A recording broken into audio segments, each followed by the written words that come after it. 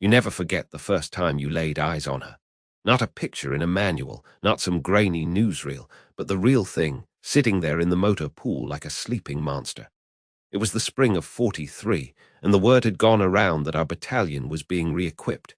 We were panzer men, sure. We'd trained on the Panzer IV, a good, solid machine. But this was something else entirely. We'd heard the whispers, the legends brewing on the Eastern Front, but seeing it for yourself stole the breath right out of your lungs. The sheer, brutal mass of it, the way the long 88 cannon seemed to cast a shadow over everything. Just standing next to it, you felt different.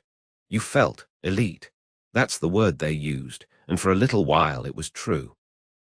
The black panzer uniforms already set us apart, but being assigned to a Tiger battalion, that was like joining an exclusive club where everyone else was just a visitor. I remember the looks we'd get from the infantry boys, trudging through the mud with their rifles, their faces a mixture of awe and resentment. We'd climb down from the hull, smelling of oil and sweat, and they'd just stare. We were cocky, I won't deny it. We boast about the armor, how nothing could punch through it, how we could take out a T-34 from 2 kilometers away before the poor bastard even knew we were there. It fostered a feeling, a dangerous feeling, of being untouchable. Inside that steel behemoth, with 100 millimeters of frontal armor between you and the world, you could almost believe you were safe. That first rush of pride, that swagger, it was a good feeling, a necessary feeling when you're 20 years old and headed back to the hell of the East. But that feeling, that bubble of confidence, it pops the first time the hatch clangs shut and the real fighting begins. The inside of a Tiger, it's not a command post, it's a steel coffin, and you learn that fact real quick. It's a world of its own, a deafening, claustrophobic, stinking world. The second the Maybach engine roars to life, conversation is over. You stop talking and you start shouting, your voice just another vibration in the metallic din. You communicate with hands, with kicks on the shoulder, with a shared look of terror that needs no words. My position was the loader, right there next to the massive breech of the 88. The smell is what hits you first and stays with you forever. A thick, hot cocktail of diesel fumes, cordite from the shells, sweat from 5 terrified men, and the greasy, metallic scent of the machine itself. You could taste it in the back of your throat, a constant metallic tang. The outside world shrinks to a series of tiny, distorted images in the vision blocks. You're blind, mostly, relying on the commander's calm voice through the headphones, a voice that you prayed stayed calm. Load armor piercing. Target, T-34, 11 o'clock, 800 meters. Then my world became a frantic, muscle-burning dance. Hefting the 88mm shell, it was like lifting a sack of cement, over and over. The clang as it slid into the breach, the sharp crack as the firing mechanism engaged, the tank jerking back like a kicked mule, the spent casing clattering hot onto the floor, filling the compartment with an acrid smoke that burned your eyes. And through it all, the noise. The high-pitched whine of the turret traverse, the grinding of the gears, the engine screaming, and outside, the hammering of machine guns against our hull, like some insane metalworker trying to get in. You'd hear the ping, ping, ping, and at first you'd flinch, but then you learned that sound meant they couldn't hurt you. It was the sounds you didn't hear that killed you. The whistle of an artillery shell finding its mark, or worse, the flat, hard thwack of an enemy round that doesn't bounce off. That sound, I heard it once, in a village outside Kharkov. It was a Su-152, one of those beastly Soviet tank destroyers. It hit our flank. There was no loud explosion, just that terrible, final thwack, like a giant hitting the side of a cathedral bell. The flash was instantaneous, a blinding white light that filled the compartment, and then the darkness was full of screaming. Not human screaming, but the screaming of metal being torn apart. Spalshards of steel blasted from the inside of the armor flue through the compartment like shrapnel. I felt a hot sting in my leg, and the gunner, Klaus, a kid from Hamburg who always talked about the fish sandwiches from the harbor, he just stopped talking. The smell changed then, from sweat and oil to the smell of burnt pork and blood. That's the horrific intimacy of it. You're not just fighting an enemy outside. You're trapped in a metal tomb with your friends as they die, and the only thought, the only instinct, is to get out, to escape the burning box. We were lucky that day. The The round didn't fully penetrate, but the fight to get the hatch open, to drag Klaus out, to tumble onto the cold, hard ground, that was the day the myth of the tiger died for me. It wasn't invincible. It was just a box, and we were the meat inside. And even when it wasn't trying to kill you, the tiger was a burden. A 50-16 weight around our necks. That's the thing they never tell you in the recruitment posters, the logistics. Moving that beast was a nightmare. On a good road, you might get 150 kilometers before something gave out. The final drives, the transmission were the weak spot. We were always listening, not for the enemy, but for our own tank. Every strange grind, every new vibration sent a chill down your spine. You'd be driving through a forest, and you'd hear a slight whine change pitch, and you'd look at the driver, Hans, and he'd have that look on his face, the look of a man waiting for the guillotine to drop. A breakdown miles behind the lines was bad enough, but a breakdown in Narmansland, that was a death sentence. You'd have to radio for a Panther, a recovery vehicle, and wait, hoping the partisans or a Soviet patrol didn't find you first, sitting there like a lame duck. Most of the time we traveled by train, which was its own special kind of terror. Seeing your tiger, your home, your fortress, chained down flat on a railway car, completely exposed, as Soviet fighter planes strafed the column. You felt helpless, and the reputation, that very thing we were so proud of, became a curse. Every enemy soldier on the battlefield knew what a tiger was, and we became priority target number one. Where a panzer IV might slip by, we would draw fire from everything: artillery, anti-tank guns, infantry with Panzerfausts, fighter bombers. You'd see the entire battlefield shift when you arrived. The enemy fire would converge on you. It was isolating. The commanders knew what they had, too. We were a high-value asset, too precious to waste in the opening skirmishes. So often, we'd be held back in reserve while other units, the poor bloody infantry, the Panzer IV crews, would be thrown into the meat grinder. You'd sit there, listening to the distant thunder of the battle, smelling the smoke on the wind, feeling a strange, sickening mix of guilt and relief. Guilt that others were dying while we sat safely in our steel monster, and relief, a deep, shameful relief that it wasn't our turn yet. The waiting was its own kind of hell. You'd play cards, try to sleep, write a letter home you weren't sure would ever be sent, all the while knowing that soon the order would come, and the engine would cough back to life, and you'd roll forward into the inferno. After a while, the tiger stopped feeling like a weapon and started feeling like a prison. A complex, love-hate relationship where the very thing that protected you was also your jailer. It was the source of our pride, the reason we were still alive, but it was also the source of our deepest, most constant fear. You develop a bond with the machine, you have to. You learn every creak and groan, but you also develop a bond with the men inside it. There were 5 of us, a tiny community in that rolling iron box. You learn everything about them.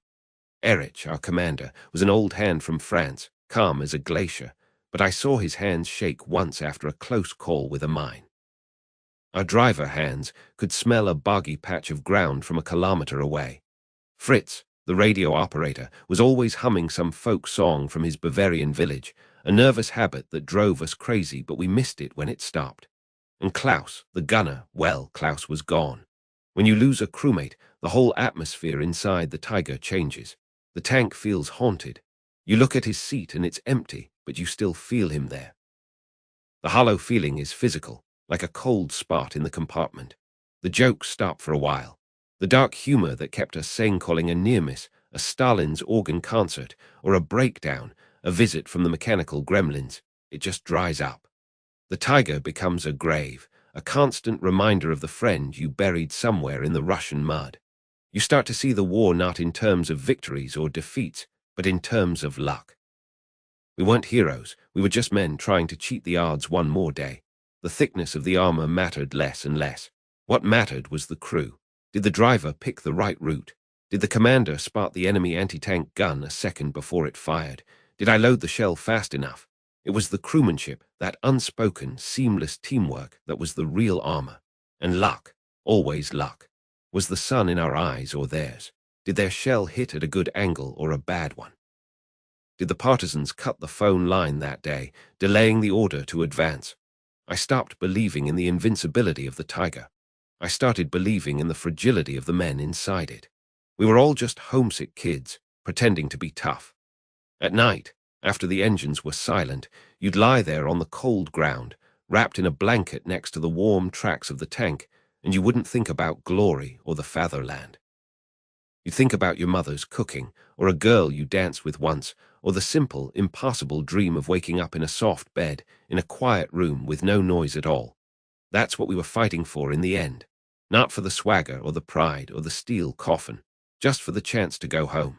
The Tiger was just the box we were trapped in, hoping against hope that we'd eventually be let out. They told me I had good hands, steady, and that's why they made me the driver. Good hands. As if that was all it took. The first time I laid my palms on those two heavy steering levers, cold and hard as sin, I knew it was about more than just hands. It was about soul. You didn't just drive the Tiger, you married it, for better or worse, mostly worse. The training was a brutal dance, a constant fight against 60 tons of steel. The gearbox, Gott im Himmel, the gearbox. You had to fight it into gear, a brutal, bone-jarring clunk that echoed through the whole hull, and you learned to double-deck clutch not from the manual, but from the screaming grind it made if you got it wrong. But when you got it right, when you fed the petrol to that Maybach V12 behind you, that was a sound that got into your blood. A deep, roaring purr that vibrated up through the soles of your boots, through the seat, right into your bones. You felt that power in your teeth.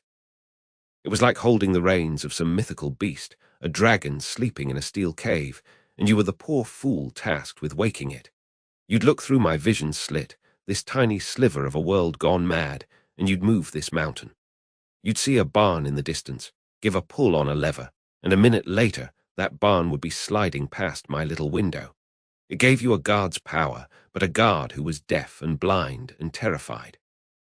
All that trust from Klaus up in the cupola, from hands feeding shells into the breach, from poor little Erich hunched over the radio, all of it ended right there at my fingertips.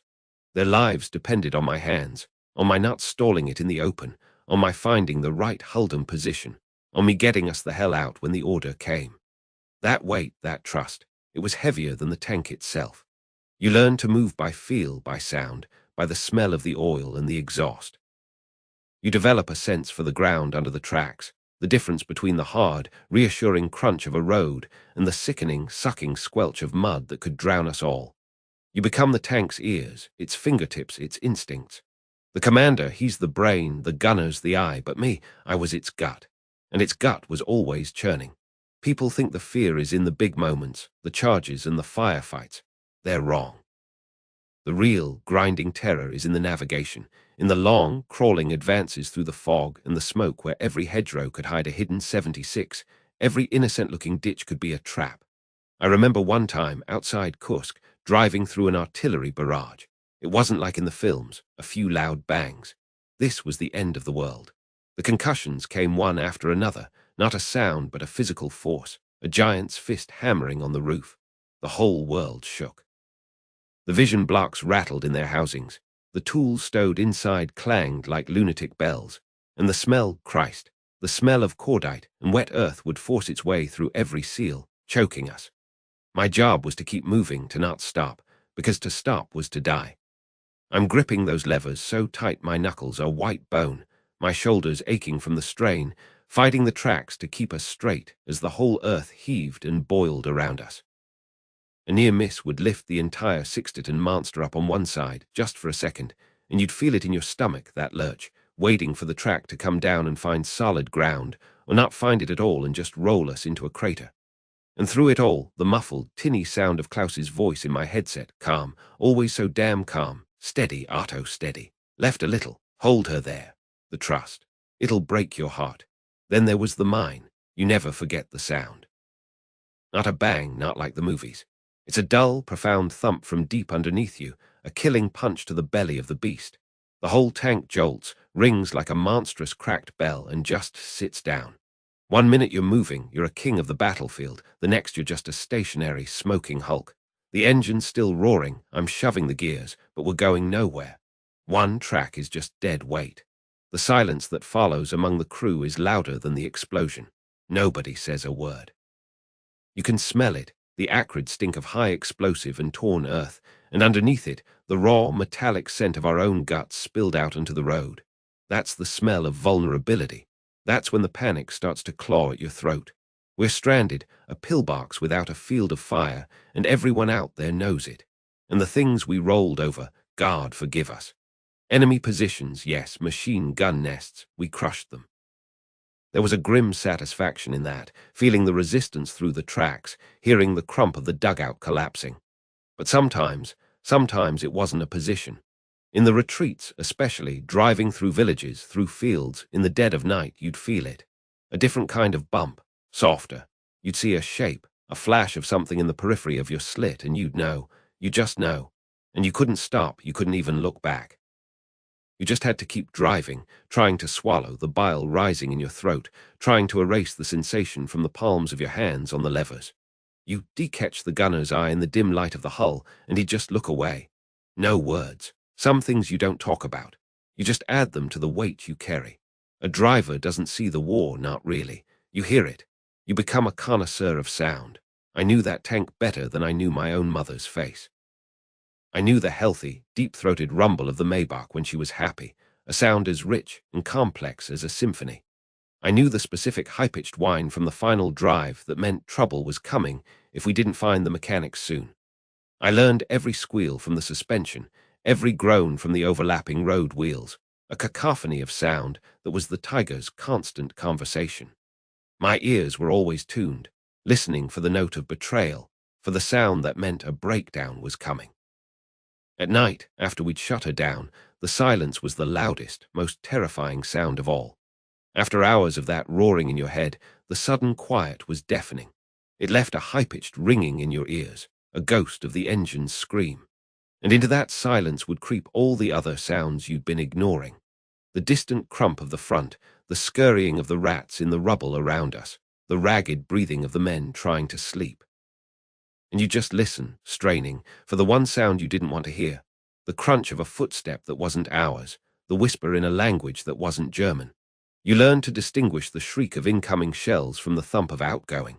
It was a pitch, a feeling in the air. Incoming had a desperate, tearing sound to it, a rising whistle that promised oblivion. Outgoing was just a dull thud from far away, someone else's problem. You learned the drone of aircraft engines, the low, slow thrum of our Stukas, the higher, meaner buzz of the rotters. Your world became this tiny, dark box, and your universe was defined by the vibrations in the steel and the symphony of violence playing outside. But for all the fear, for all the horror, there was a bond with that machine that I cannot explain to anyone who wasn't there. It was a living thing to us, a stubborn, magnificent, infuriating, and beautiful creature. I knew its every mood. I knew how it would handle on frozen ground versus mud. I knew exactly how much pressure to put on the brakes to swing the hull around just so for hands to get a shot. I knew which fuel pump had a sticky valve that needed a love tap with a wrench to get it going on a cold morning. We cursed her, we loved her, we nursed her. She was our home, our fortress, our shared secret. I remember one time, late in '44, we were pulling back through a sector that was collapsing. The roads were jammed, a mess of carts and fleeing infantry. The Ivans were close. We could hear their small arms fire. Klaus made the call. Off the road, Arto, cross country, straight through that field. It was a swamp, basically. Any other tank would have bogged down and been lost. But not my girl. I fed her the power, felt the tracks bite, dig, and churn. She sank, oh she sank, mud and water flooding over the front glac plate, covering my vision slit, plunging me into darkness. I was driving blind, just by feel, by the sound of the engine, trusting her to push through. And she did. She roared and she fought and she hauled us through that quagmire like the champion she was, emerging on the other side, dripping mud and proud as hell.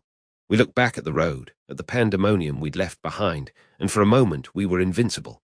That pride, that raw animal feeling of mastery and survival, it's a drug. It makes you forget, for a second, that you're losing a war. And then comes the end.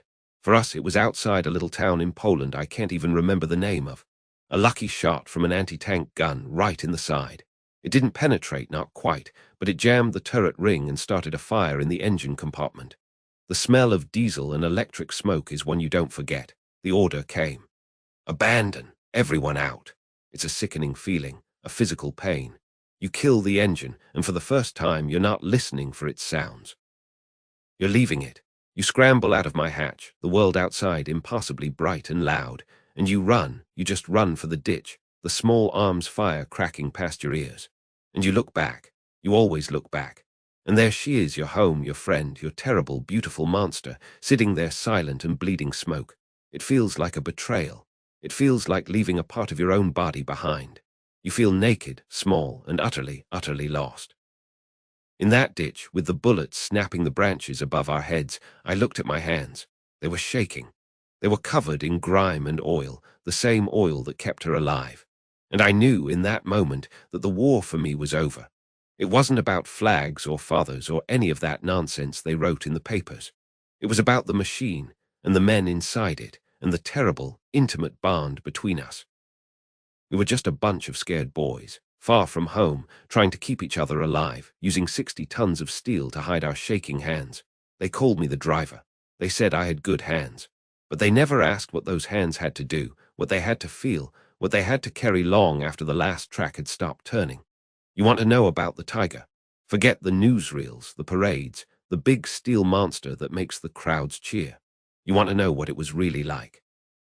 Come sit here in my spot, right next to the breach of the 88. This is where I lived for what felt like a lifetime. This metal stool bolted to the floor, surrounded by racks of shells that were heavier than a sack of cement. I was the loader. They called us the strong back of the crew, and they weren't joking. It wasn't about strategy or glory. It was about rhythm, a terrible, back-breaking rhythm that was the difference between life and death. It started with a shout from the commander, up in his queue. Target, panzer, 11 o'clock. And then the world would shrink to this tiny, greasy, deafening space. The gunner, Klaus, would be hunched over his sight, his voice calm but sharp through the headphones. Armor piercing. That was my cue. My body knew the drill before my mind could even catch up. Twist, grab the massive shell from the rack behind me, heft its cold, unforgiving weight into my arms, my back screaming already. You had to cradle it just right, your fingers finding the grooves, the brass base cool against your chest. Then the dance, one step forward, guide the nose into the breech, a hard shove to seat it, and then your thumb hitting the lever to slam the breech block closed. It made a sound you felt in your teeth, a heavy, final clunk. Then you'd shout, loaded, and immediately you're twisting back to the rack for the next one. There was no time to think, no time to breathe. Your muscles burned, your knuckles were always raw from banging against metal, and the sweat would pour down your face, stinging your eyes, mixing with the smell of cordite and oil until you tasted it in the back of your throat. But the worst was when he'd change his mind. You've just loaded an armor-piercing round, you're grabbing the next one, and then Klaus's voice cuts through the noise. No, high explosive, it's a soft skin. And then it was a frantic scramble.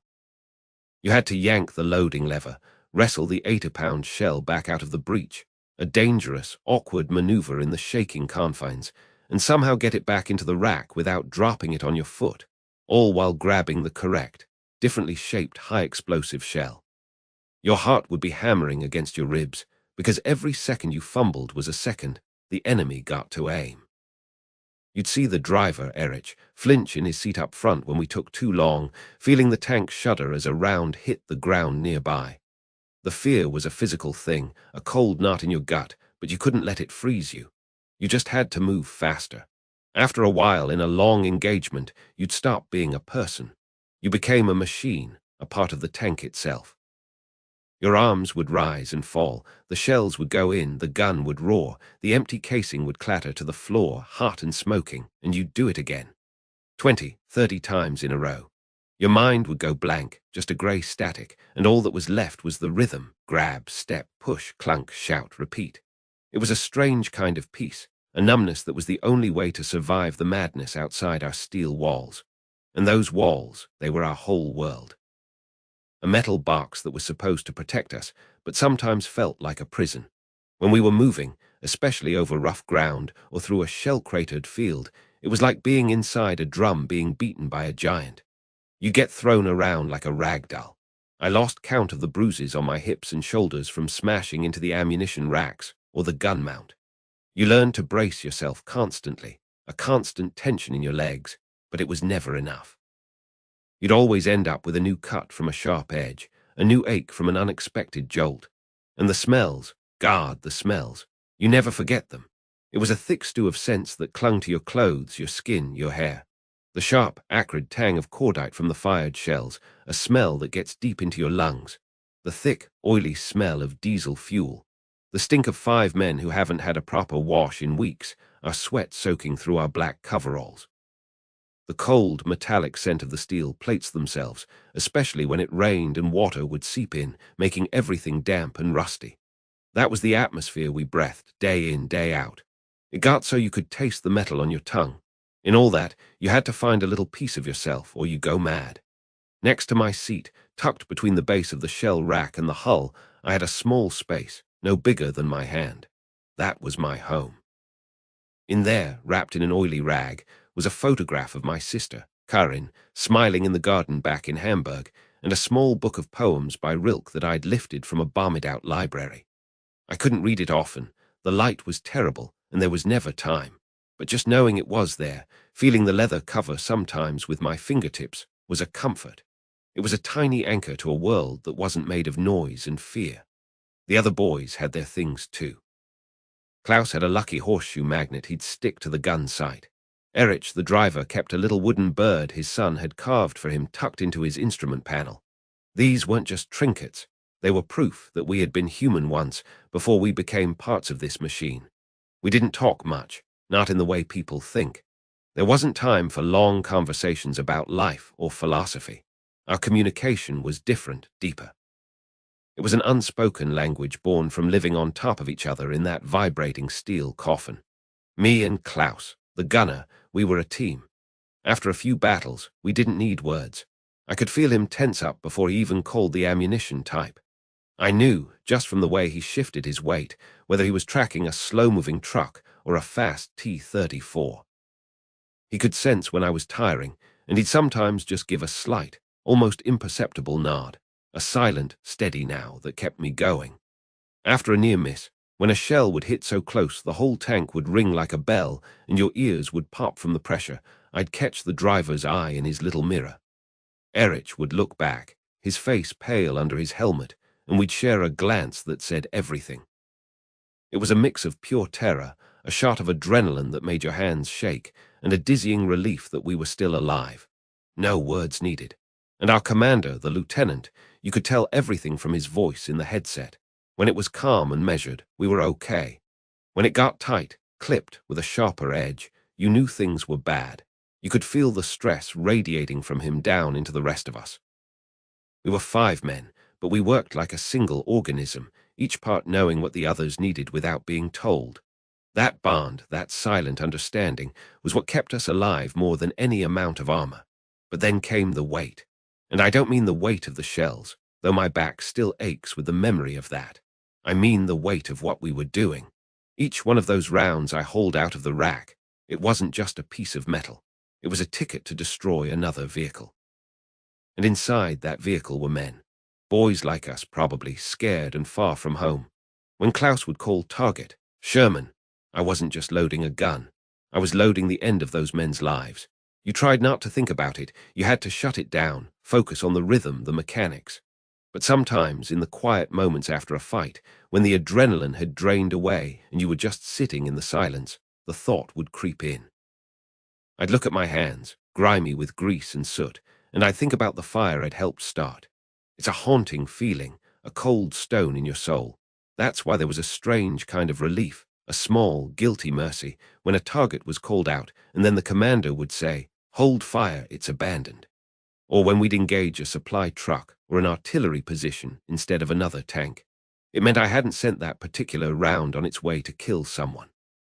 It was a stupid thing to feel, I suppose, in the middle of a war, but you grasped at any little piece of humanity you could find. You see, out there in the propaganda, they talk about the Tiger's kill ratio, the invincible wonder weapon. But in here, with the smell of sweat and cordite, feeling the heat from the empty casings on the floor, I knew the truth. My job, this brute force labor, was as important as Klaus's sharp eye or the lieutenant's quick thinking. If I was slow, if I fumbled, if my back gave out, we were dead. My strength was our rate of fire. My endurance was our survival. It was a terrible responsibility, a heavy burden to carry for a boy who just wanted to go home. I remember one time, it was near Kharkov, I think. The mud was terrible, a thick, clinging sludge that slowed us to a crawl. We were supporting an infantry advance, and we got caught in a crossfire from a couple of anti-tank guns hidden in a woodline. The first shot whizzed past so close we heard it scream. The lieutenant barked, "Engage! 11 o'clock in the trees!" The world shrank to the inside of the tank. Klaus was a rock, his voice steady. "High explosive!" I was already moving, the rhythm taking over. Grab, step, push, clunk. "Loaded!" the gun roared, the tank jerking back. The empty casing clanged to the floor, hot and smoking. I was grabbing the next shell when a hit slammed into our front glacis. Wasn't a penetration, but the sound was deafening, a colossal bang that felt like being inside a church bell that had been struck with a hammer. The whole tank shuddered violently. I was thrown forward, my shoulder cracking hard against the gun mount. For a second, everything was ringing, a high-pitched whine in my ears. I saw stars. "Loader, are you hit?" The lieutenant's voice was sharp in my headset. I shook my head, my vision swimming. "Nein, Herr Lieutenant," I gasped, my shoulder already throbbing. "AP, now." Klaus shouted, his voice rising for the first time. I pushed the pain down, deep down, and twisted back to the rack. My arm felt like lead, but I grabbed the shell, hefted it, did the dance. Grab, step, push, clunk. "Loaded!" My voice was a croak. We fired again, and this time there was a secondary explosion from the woods, a satisfying orange bloom through the vision slit. The second gun fell silent after another round. Then, as quickly as it started, it was over. The only sound was the idling engine and our ragged breathing. The silence after a fight was always heavier than the noise. You could smell the fear in the air, a sour scent mixed with the cordite. My hands were shaking now, the adrenaline leaving my body in a rush, making me feel weak and hollow. I looked at Klaus. He gave me a slight nod, his face pale and grim. Erich, in his mirror, caught my eye and just shook his head slowly, a world of meaning in that gesture. We were alive. Again. I reached down to my little space next to the seat, my fingers brushing against the photograph of Karin. It was a reflex, a need to touch something from that other world. That's when I noticed the book of poems was gone. It must have been thrown from its spot during the impact. I found it a minute later under the seat, its cover bent, a page torn. I smoothed it out as best I could, a stupid, futile gesture in the middle of all that destruction, but it felt important. It was a tiny act of preservation, a way of saying that not everything had to be broken. We had our dark humor, too. You have to, or the madness gets you. We gave names to the shells. The armor-piercing rounds were door-knockers. The high explosive were party favors. When we get a direct hit and a target would brew up, someone would inevitably say, "They've got a warm fire now." It was grim, but it made the horror a little easier to swallow. We joke about the rations, the mud, the officers who'd never been inside a tank. We dream about real food, a soft bed, a quiet night without shelling. The homesickness was a constant, dull ache, like a toothache of the soul. You'd see a field of wildflowers, and for a second you'd be back home, before the world went crazy. You'd hear a certain bird in the morning, and it would remind you of your mother's garden. Those moments were fleeting, but they were everything. In the end, the Tiger was just a machine, a collection of steel plates and gears. What made it work, what made it fearsome, was the men inside. 5 boys, crammed into a metal box, smelling of sweat and fear, missing home, trying to do our jobs and stay alive. We weren't heroes or monsters. We were just there. My war wasn't about grand victories or defeats. It was about the rhythm of loading the gun. It was about the bruises on my shoulders. It was about the unspoken glance from a comrade after a near miss. It was about the weight of a shell in my arms and the heavy thought of what it would do. That's the truth they don't put in the history books. The Tiger was a masterpiece of engineering, maybe. But for me, it was just a loud, smelly, cramped workshop where I worked as a laborer, and my paycheck was another day of life. And when I finally got to go home, the first thing I did was stand outside in the quiet and just breathe air that didn't smell of diesel and death. You never really forget the smell, though. It stays with you, like the ghost of a heavy, greasy shell you're still waiting to load. You want to know about the Tiger? Everyone asks about the gun, the armor, 100 tons of steel that felt like a fortress. But they never ask about the weight that wasn't in the spec sheets, the real weight. It wasn't the metal, it was the men. It was the view from that cupola. You'd pop the hatch, just a crack enough to get your head and shoulders out, and the world would open up. From down inside, you were blind, just a guy in a metal box listening to the engine roar and the tracks clatter. But up there you had a guard's eye view. The fields, the shattered trees, a village in the distance smoking like a spent match. It looked like a map, clean and tactical, but that was a lie. The air smelled of oil and diesel fumes, sure, but underneath it was the sharp tang of cordite and the sickly-sweet smell of burnt things you didn't want to identify, and you were exposed. However much that armor plate protected your body, your head was out in the open, a perfect target for a sniper or a strafing fighter plane. Your neck was on a constant swivel, your eyes scanning, always scanning. You're looking for a flicker of movement in a hedgerow, a glint of sunlight off a periscope, the low, squat silhouette of a Sherman or a T-34 Holden behind a rise. Your binoculars felt grafted to your face. The pressure was immense, a physical thing sitting on your shoulders. You had to see them first. In a Tiger, you could take a hit, sometimes, but if you saw the enemy first with our 88, it was almost always over for them. But those seconds, the handful of heartbeats between spotting a target and giving the order to engage, they were an eternity. You'd see the flash of their gun, a little orange wink in the distance, and your whole world would shrink to that point. You'd hear the whine as Carl, my gunner, traversed the turret, the clunk as he found the target, and you're praying his calculation is right, that the loader has a shell ready, that the driver is holding us steady. And all the while, you're waiting for their shell to arrive. That's the sound you never forget, the one that haunts your dreams. An incoming round, especially from something big. First, nothing, then a kind of ripping sound, like canvas tearing right next to your ear, but 1,000 times louder, and then the impact. A bell ringing, but a bell the size of a house. A deafening clang that jolted your teeth in your head. If it was a penetration, well, you didn't hear much after that. Just the fire. So you lived in those seconds, your heart hammering against your ribs, your mouth dry as dust, making the call. Gunner, traverse right. Tank, 2 o'clock. AP, fire on my command. Your voice had to be calm. That was the first rule, the voice in the headset. That little microphone pressed against your throat, the headphones clamped over your ears. Inside the Tiger, you didn't talk, you whispered, you growled into the intercom. The engine was too loud, the outside world too terrifying. And your voice, that was the anchor for 4 other men. You couldn't let it crack. You couldn't let the fear seep in. Even when your hands were shaking so bad you had to clutch the rim of the cupola to steady them, your voice had to be steady. Easy, Carl. Lead him a little more. Good. Steady. Fire. And the whole tank would rock back, a deafening crash that you felt in your bones, the smell of burnt cordite filling the fighting compartment, a smell that got into your clothes, your hair, a smell that stays with you for life. And then you'd watch through your glasses. The tracer round, a red-hot dart flying straight and true.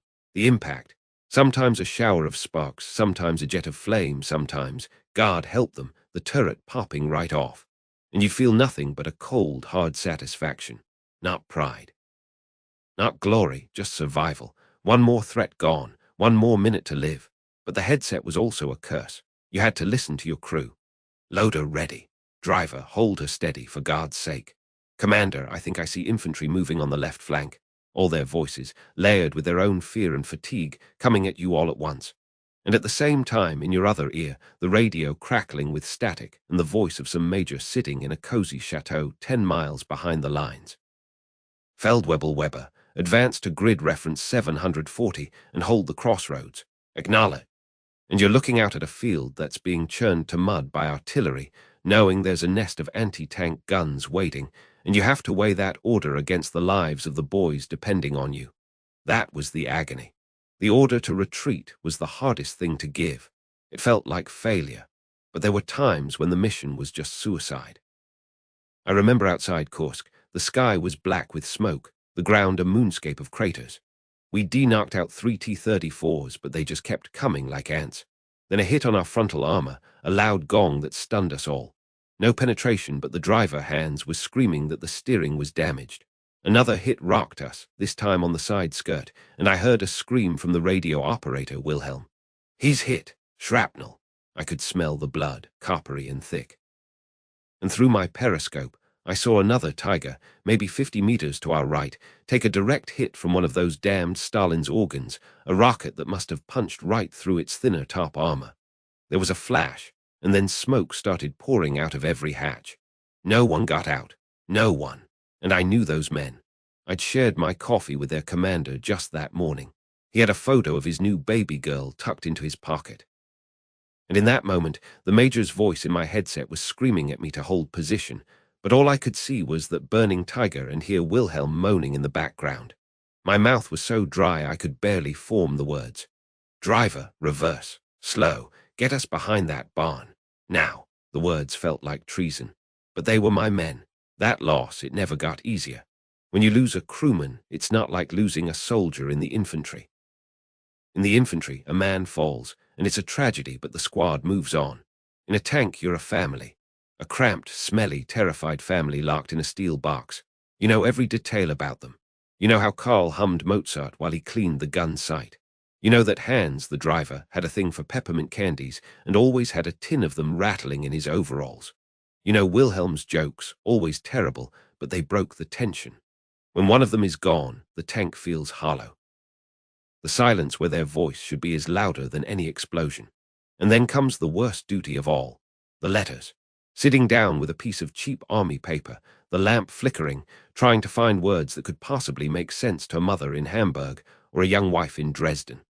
How do you explain that their son, their husband, died in a burning metal coffin in a field in a country whose name they can't even pronounce? You can't write the truth. You can't describe the smell of burnt flesh and gasoline. So you write about bravery. You write about duty. You write that he died quickly without pain, which is almost always a lie. You sign it, with deepest sympathy, his commander, and you feel like the biggest fraud in the world, because you were his commander. You were responsible. And then, a few days later, a fresh-faced kid shows up from the replacement battalion. He can't be more than 18, his uniform still stiff, his eyes wide with a mixture of awe at the tiger and sheer, unadulterated terror. You have to welcome him. You have to show him the ropes, where to sit, how to work the radio, what to do when the shell casings get hot and pile up around your feet. You see yourself in him from what feels like a lifetime ago, and you know you have to harden him and fast. There's no time for gentleness. You have to break him in, because the next time we roll out, his life and all our lives depend on him not freezing up. So you bark orders. You're short with him. You see him flinch and you hate yourself for it, but it's the only way. You have to build the new family, forge the new trust before the next battle, and through it all you wear the mask. That's what command is mostly, a mask. You lock your own fear away in a little box deep inside you. You can't let them see you doubt. You can't let them see you sweat. When you're crammed in there with them, the air thick with sweat and fear and farts, you have to be the rock. You crack the jokes. You pass around the one precious chocolate bar from a care package. You talk about the girls you'll meet when you get home, anything to keep the morale from crumbling. But the mask is heavy. There were nights, after the engine was quiet and the men were asleep in a barn or under the tank, when I'd walk a little ways away, just to be alone. I'd lean against a tree and look up at the stars. They were the same stars as over my hometown. They were cold and clear and indifferent. And in that silence, the mask would slip. The questions would come flooding in. What are we doing here? What is this all for? Is that boy I just sent to his death today worth a crossroads on a map? Is any of this worth it? The fear I'd suppressed all day would rise up in my throat like bile. I'd think about my mother's face, my father's handshake when I left. I'd remember a girl I'd danced with once, the smell of her perfume. And I'd feel so terribly, terribly alone. That's the isolation they never tell you about. You're never physically alone, but you are alone with your decisions. The men could grumble, they could complain, they could be afraid. I couldn't. I had to absorb all that and project nothing but certainty. That's the burden. After a while, you realize the most important weapon in the Tiger wasn't the 88. It wasn't the armor. It was the crew. It was the trust. It was knowing that Carl could hit a target at 1,500 meters blindfolded, that Hans could reverse us out of a kill zone with his eyes shut, that the loader could feed shells like a machine, and that the radio operator, the new kid, would learn to keep his head down and his reports clear. My job was to make that machine work, that human machine, to keep it oiled with confidence and camaraderie, to make decisions, terrible as they were, that would let us all see another sunrise. So when you ask me about the Tiger, don't ask me about the armor thickness or the kill ratio. Ask me about the sound of Hans's peppermint tin rattling as we drove into battle. Ask me about the taste of cold coffee shared from a single canteen cup. Ask me about the weight of the letters in my pocket addressed to homes I'd never see. That's the story of the tiger. It wasn't a machine of war. It was a tin can full of boys, and I was the one who had to lead them through hell. You think you know this beast because you read the manual back at the training grounds at Paderborn. You think you know war because you can recite the firing drills in your sleep. Forget it. All of it. The first thing you learn out here, in the mud and the cold and the screaming metal, is that the manual is a fairy tale book for boys who haven't yet seen what a 6-pound shell does to a man. I remember my first day, fresh-faced, still smelling of my mother's soap, and the sergeant, a grizzled old bastard named Klaus with a face like a crumpled map, he just looked at me and said, "The book says this panzer weighs 56 tons.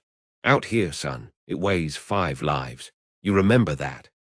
And that's the first lesson, the only one that truly matters.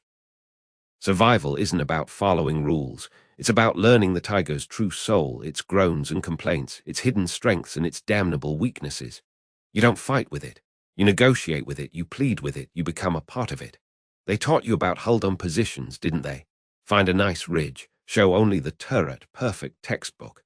Out here, a perfect hold-on position is a perfect target. The Ivans and the Tommies, they know where to look for a turret.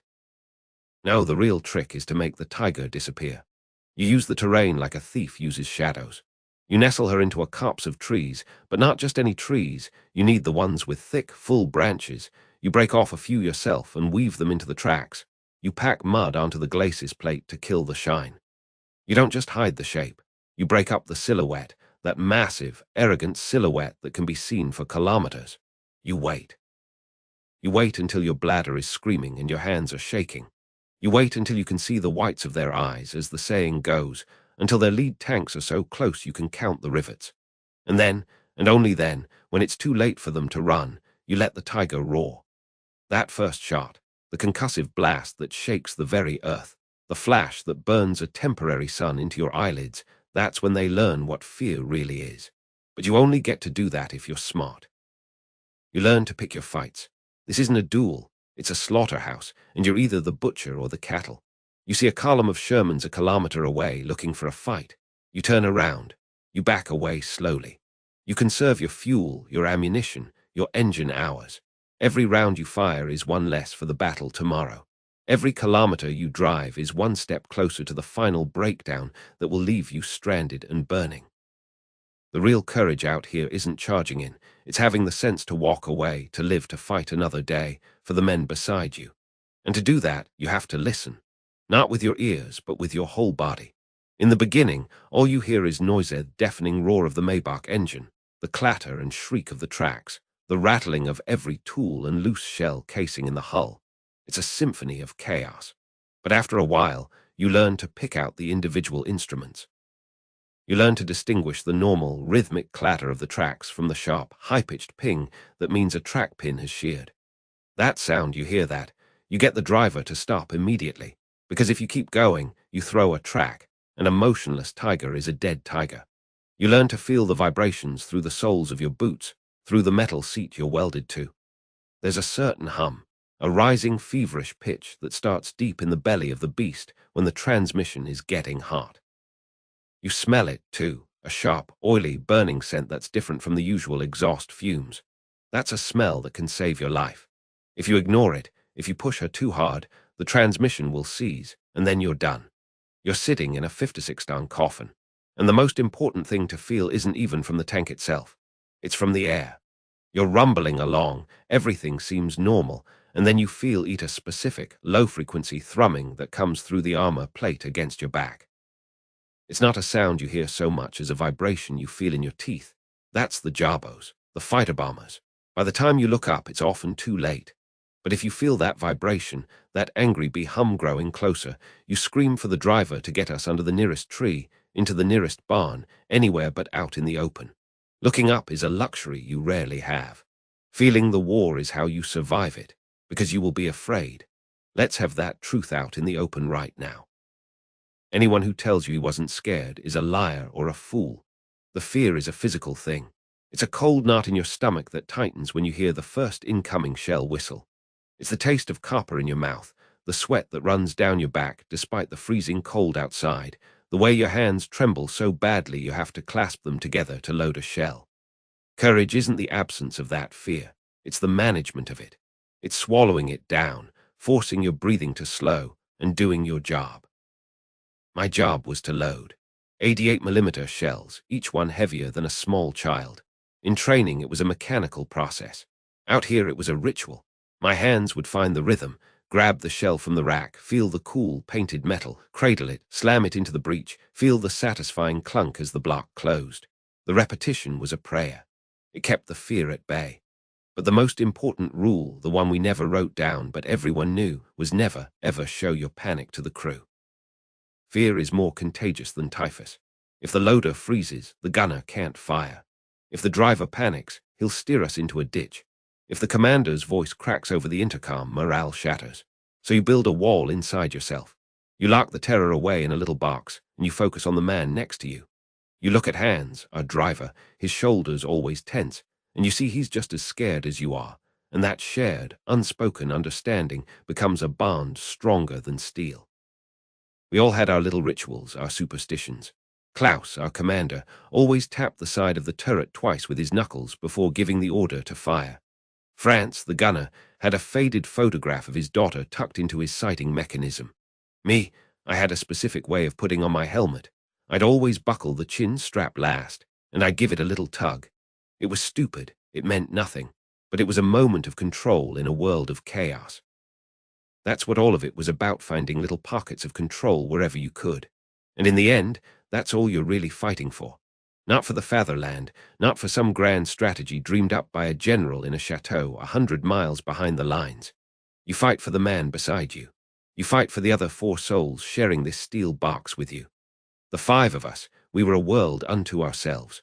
We knew each other's smells, each other's moods, each other's nightmares. You learn your own job until it's pure instinct, but you also learn the jobs of the other 4 men. I knew how to guide the driver in a pinch. I knew the basic adjustments on the gun sight. Because if Franz caught a piece of shrapnel, if he was screaming and bleeding out on the floor, I had to be able to slide into his seat and lay the gun. There was no time for hesitation. Your first duty, your only duty, is to the crew. That's the core of it. We were a family, a miserable, terrified, stinking family, but a family nonetheless. I remember one time near Kharkov, we were bogged down in this thick, glue-like mud. It was raining, a cold, relentless drizzle. We'd been trying to free the tiger for hours, digging with our hands, putting logs under the tracks. Nothing worked. We were exhausted, covered in mud from head to toe, our hands raw and bleeding. And then, somehow, we got her free. The engine roared, the tracks bit into the logs, and we lurched forward onto solid ground. We all just collapsed inside, too tired to even speak. And then Klaus pulled out a single, crumpled cigarette. He didn't say a word. He lit it, took a deep drag, and passed it to Franz. Franz took a drag and passed it to me. I passed it to Hans, and he passed it to Willie, our radio operator. That single cigarette, shared between 5 men in a filthy, oil-stained steel coffin, was a more powerful communion than any church service. It was a silent promise. We are in this together. We will get through this together. Those are the moments you learn to treasure, the quiet ones, the shared cigarette, the hot meal scrounged from a field kitchen when the supply lines actually worked, the taste of ersatz coffee that was mostly chicory but felt like heaven because it was warm. The letters from home, read aloud by the light of a single candle, the paper smelling of a world that was slowly becoming a dream. The stupid jokes we tell to break the tension. The way Willie could mimic the officers perfectly, having us in stitches even as the artillery rumbled in the distance. That's what made the war tolerable. It wasn't the medals or the propaganda. It was the human connection, the stubborn, defiant humanity we clung to in the face of all the madness. You learn to find beauty in the strangest places. The way the frost glittered on the pine trees at dawn, the sound of silence after a bombardment ended, the warmth of the engine block when we huddled against it to sleep in the freezing Russian winter. You learn that life is reduced to its simplest, most essential elements. A dry pair of socks, a full canteen, a few hours of unbroken sleep. And you learn that the bond between men who have faced death together is something that can never be broken, not by time, not by distance, not even by the peace that eventually, mercifully, comes.